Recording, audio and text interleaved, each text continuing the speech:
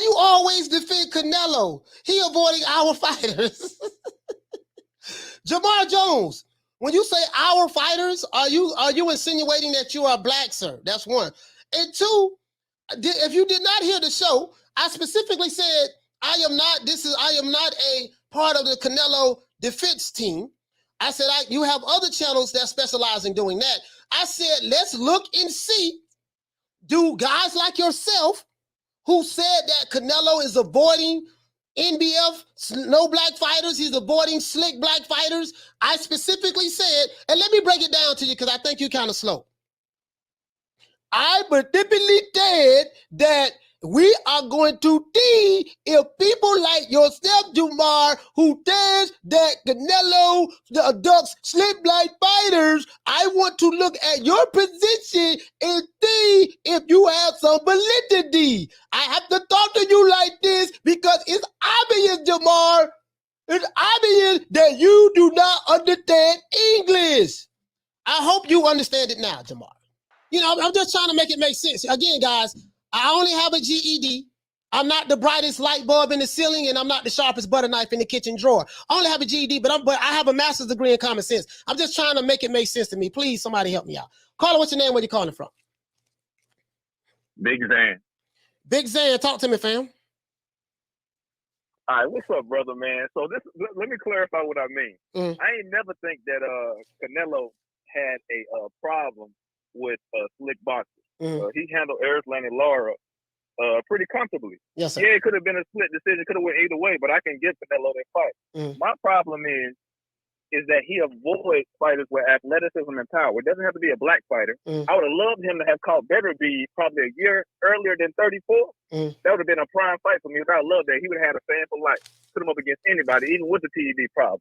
Okay. But so if you see Canelo's style now, not when he was younger, when he fought Floyd, he's a lot more technically sound. He's a lot more slick in the ring. He doesn't have a lot of movement. Not like when he fought Triple G. He's slowing down now. Right. So his game plan is to walk through your storm, walk through the offense you're throwing at him, and once it gets to him, you cripple because he has that much power in both hands. If he fights an athletic boxer with punching power, I want to see how that would go. That's what a question mark is. Can you? No, I know. I wasn't specifically talking about you, Xan. What I'm saying is there's this. I don't know if you was here yesterday. Yesterday we had a show yesterday, and a lot of this kept coming up. And I dropped the video today at 2:00, and a lot of these issues came up. I did a poll. I'm going to pull the poll up. Can you give me an example, Xan, of the fighters that you're talking about that Canelo have avoided or is avoiding right now? Can you give me some names so that I can put some names to what you're saying? Give me a fighter or some fighters right now that fits the description of having power, whether they're black or white, that Canelo was staying away from. So we can talk about it's 4 names in general. It's Benavidez. Okay, Benavidez. Beterbiev. Charlo, not small Charlo, big Charlo. Okay. A small Charlo, I know he ducked him at one point, and I ain't got no respect for that to say you can call him. And you say who else? Benavidez. Big Charlo. Oh yeah, Big Charlo. Benavidez and Beterbiev. Okay. Beterbiev. Yeah.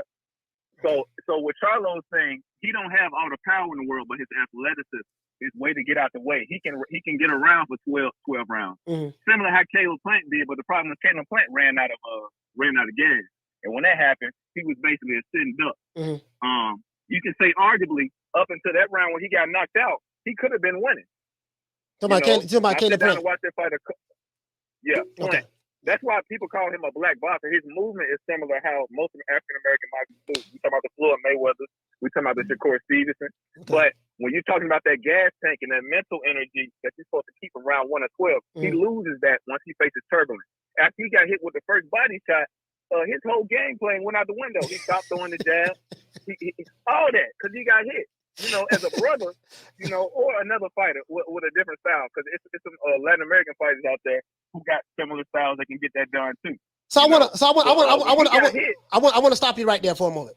Now we're changing it. I'm not saying you, but I'm saying now we're changing it because the argument is Canelo fights nothing but Euro bombs, and I got a call. I got guys call me all the time, and they say Canelo doesn't fight the slick Black American fighters. So every time I ask they these, going with the narrative. Right. Every time I ask these guys this, give me an example of any current slick Black American fighters that you say that Canelo was ducking. They throw out Jamal Charlo, but Jamal Charlo, and when they say that, I say, well, listen, when Jamal Charlo I got a video where he did an interview with the dudes from the Zone. He specifically said, and I showed the video and I have the receipt, that, hey man, I don't know where people get this saying that Canelo is ducking me. Canelo ain't ducking me. I don't know why people saying that. So, but the problem I have, my brother, is you have people like yourself that say that Canelo is ducking Jamal Charlo. This is what you're saying about Jamal.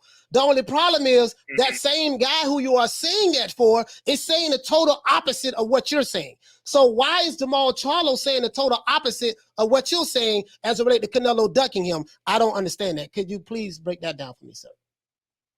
Oh, no. See, right now, so this is what I can call this. We got right now, we about to see Canelo fight Bivol and then Triple G for around $100 million, right? Yes, sir.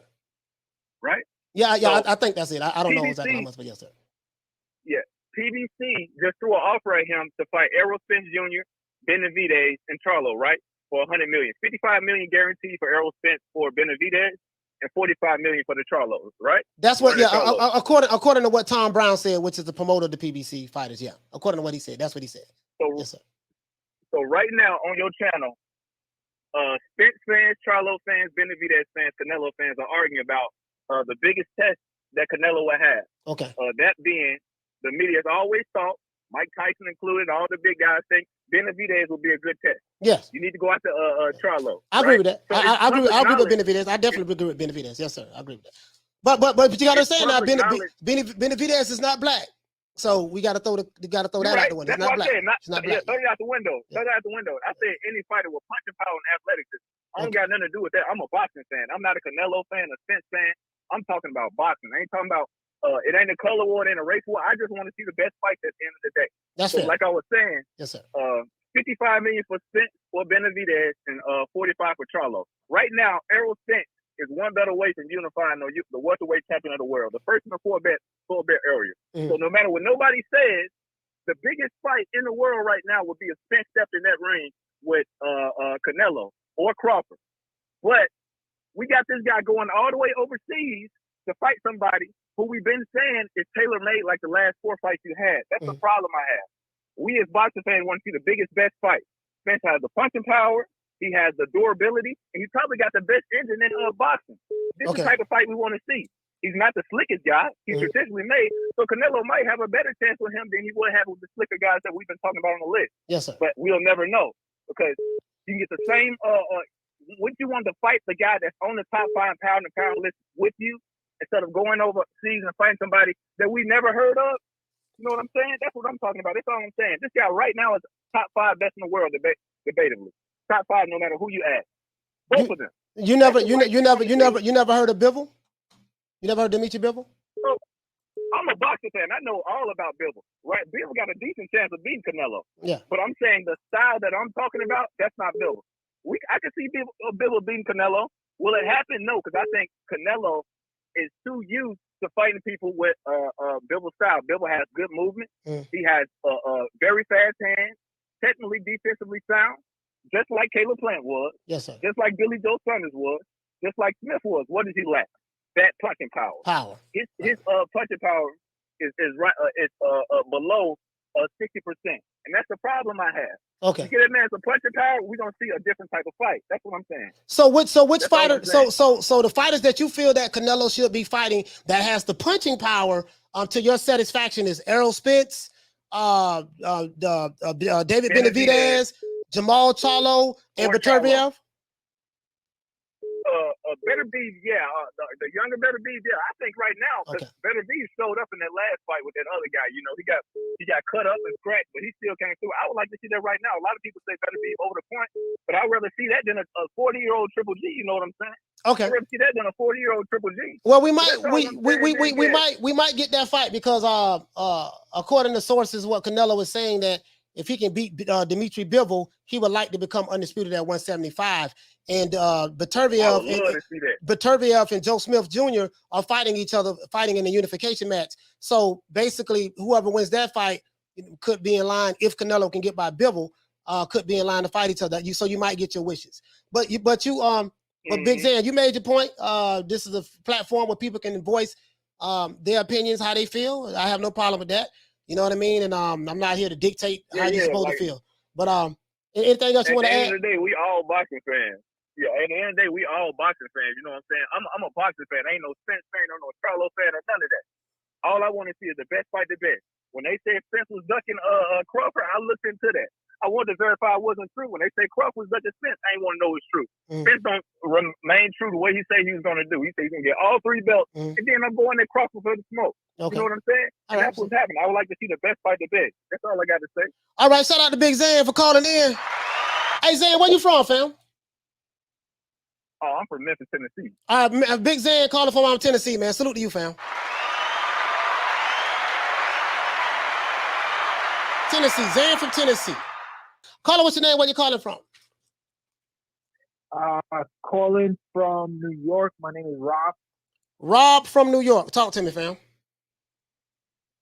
So I am what you would call a Canelo hater. Okay. But I'm speaking objectively. So this is probably the reason why a lot of people don't like Canelo, and I'll try to follow up with the whole slick black fire thing that seems to be that narrative.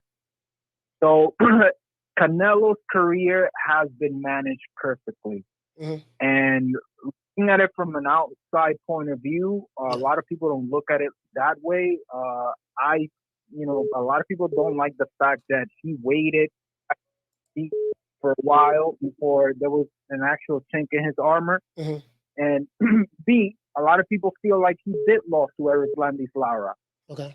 So from my point of view, I don't think no one beat Canelo at this point of time.